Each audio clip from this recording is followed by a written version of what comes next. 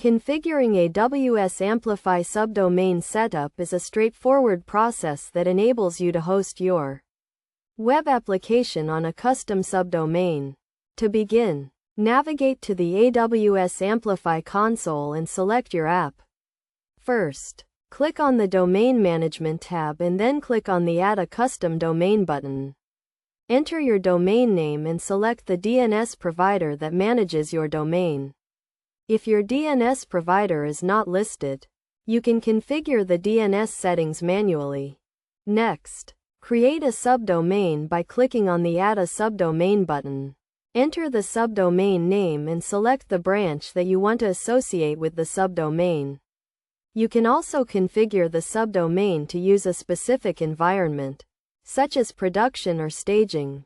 After creating the subdomain, you need to configure the DNS settings. If you selected a DNS provider, AWS Amplify will provide you with the necessary DNS records. Create these records in your DNS provider to verify domain ownership and configure routing. To verify domain ownership, create a TXT record with the value provided by AWS Amplify. To configure routing, create an A record or a CNAME record that points to the AWS Amplify domain.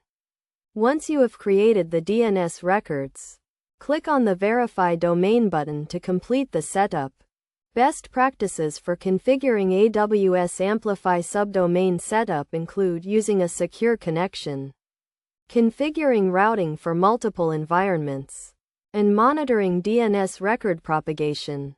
By following these steps and best practices, you can successfully configure AWS Amplify subdomain setup and host your web application on a custom subdomain.